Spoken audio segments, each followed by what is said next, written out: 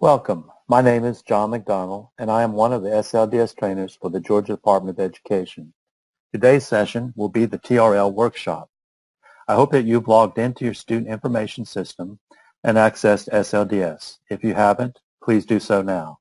Following along with the recording will benefit you greatly. I hope you're familiar with SLDS or TRL. If not, I suggest you stop this recording and watch the SLDS or TRL overview recording before proceeding with this one. Later in this presentation, you'll be asked to complete an electronic sign-in. This will be your ticket out the door. We will use that contact information to send you a certificate of attendance.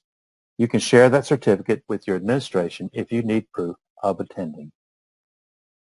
A hands-on session. I will show you how to do something and then pause for you to switch over to your live SLDS and do that task. When you have finished the task, switch back to the recording. The TRL workshop training follows the TRL overview training. This session focuses on building resource folders and models through hands-on participation how to create, arrange, and export resource folders. Upon completion of the training, you'll have an in-depth awareness of the value of the 30,000 plus resources embedded within SLDS. In addition, you have created several personal resource folders for use in your current classroom. I will begin by briefly reviewing some of the basics of accessing TRL resources. TRL is the Teacher Resource Link. Instructional resources are available for all users in this area. There are two ways to access TRL. The TRL button on the blue navigation bar at the top of your screen, and the gold keys, which brings up standards at grade level. We will begin by clicking on the TRL tab on the blue menu bar at the top of the teacher dashboard. This is the TRL landing page. Featured and suggested state resources are immediately accessible from the landing page by clicking on a resource. A search can be formed via the search field box at the top of the page. By clicking on the down arrow, you can see that there are 5 search criteria: title, description, publisher, standard code, course name, and course number. Let's enter a title description. I'm using a 7th grade language arts teacher as an example. I need resources for my students to practice narrative writing. So I type narrative writing in the title description box, and then I click the search button immediately to the right of the box. Notice how I got 75 results. And this is great that I got so many, but gee, that's a lot of websites I would have to visit. So I'm going to go to the blue filter box in the upper left-hand corner. I first want to click on the grade down arrow and filter for grade. So I'm going to check 7th grade.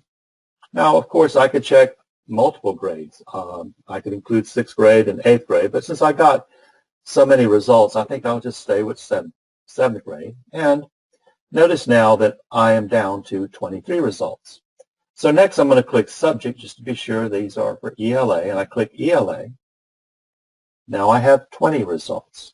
I am interested in having my students be engaged in learning, in doing narrative writing.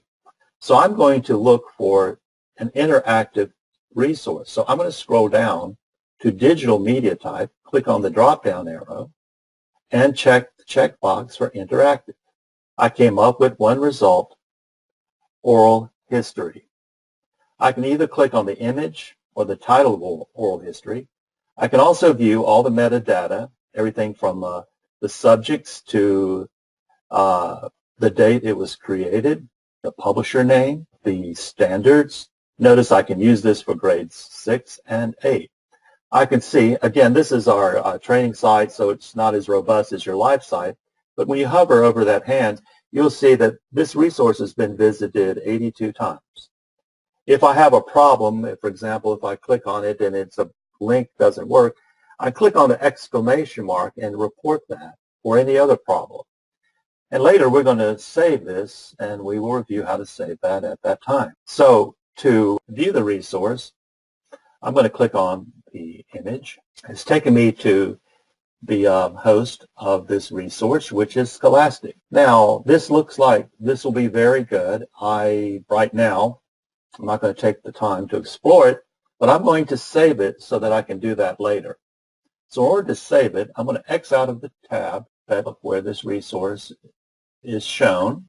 And then over here, I'll go over to the icon, the blue floppy disk, click on that. Oh, look, I already created a folder for narrative writing. You can create a new folder. You could have a folder, for example, I could just have a folder for writing and click Save. The best practice to always include a description, but it's not mandatory when you're first creating the folder. And so if I wanted to include, you see I already have this folder here in the narrative writing folder, but if I want to also move it in the writing folder, click Save. And you see I get the pop-up box, resources assigned successfully. Now it is your turn. You will switch over to your live SLDS. Click on the TRL tab on the teacher dashboard. Search for a topic or topics. After finding resources, apply the filters you desire. Review the topic or topics you find appropriate. Create a folder and save the resource. After you've done that, switch back to the recording.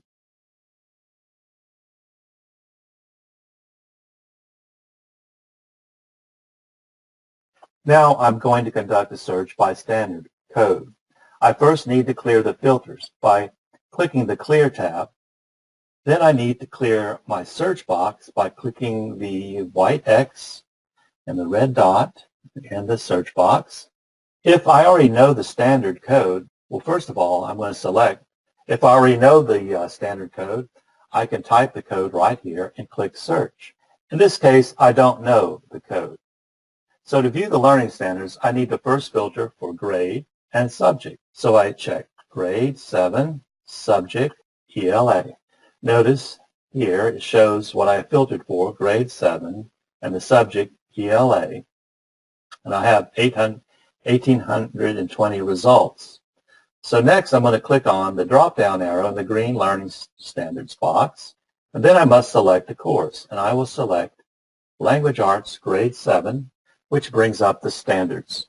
I'm going to choose the standard ELAG SE RL2, determine a theme and or central idea of a text, analyze its development over the course of the text, provide an objective summary of the text. So I click the checkbox, and here are the resources that came up. There's 138 of them. Wow. Now, I am interested in a video, so I will go to the digital media filter box and check video. I am interested in the video eSpark Learning Developing Themed. I'm not going to go to the website now and preview it. I do want to keep it to do that later, so I'm going to go ahead right now and save it as I did before by clicking on the green floppy disk. Now it's your turn. You will switch over to your live SLDS. Click on the TRL tab on the teacher dashboard. Search for a topic or topics by standard. After finding resources, apply the filters you desire. Review the topic or topics you find appropriate. Create a folder and save the resource. After you've done that, switch back to the recording.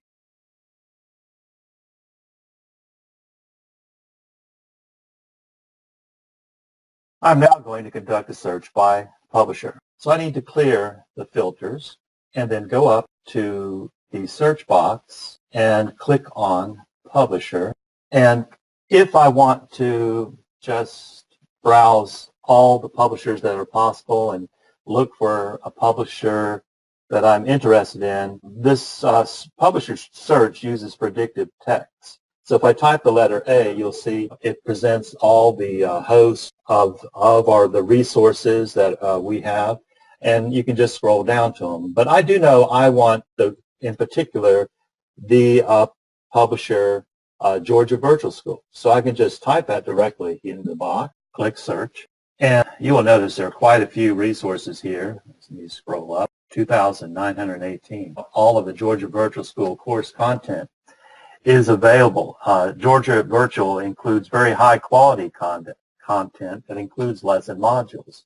Now, assessments are not included as they are protected so that Georgia Virtual School students will not use them before taking assessment. There is content from over 125 courses, about 25 or so AP courses, and middle school core subjects. The lessons can also be used to provide enrichment acceleration for elementary and middle school students. Now, I recommend with so many results that you apply filters such as subjects and grade level and digital media type. Basically, all of these are designed with multimedia, are very interactive, and the students, they're designed for the teacher not being present. So these are great resources for you to consider. Well, now it's your turn, and I would like you to switch over to your live SLDS. Type or select publishers and view their resources.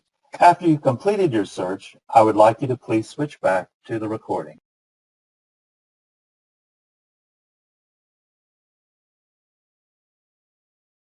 Now we will return to the teacher dashboard. So I'm going to go up here at the top and click SLDS, because here I would like to do a search using the gold keys. The keys are another way to conduct a standard search. The gold keys are a time-saving way to do lesson planning.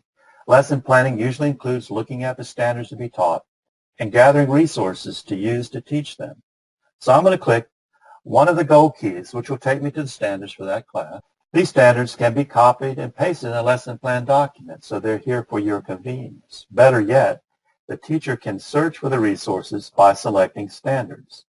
I'm going to select a few standards by clicking on the check boxes in front of the standards. After selecting these standards, I click on Load Resources, and you see I got 190 results. And notice, I already have filtered for these standards, and it's for the appropriate grade level and subject. And so here I would conduct my review of resources I may possibly use. Now it is your turn. You will switch over to your live SLDS, click on a gold key, select one or more standards, and then click Load Resources. After you completed your search, switch back to the recording.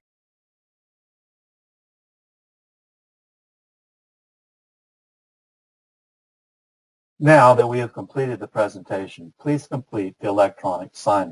This is very important.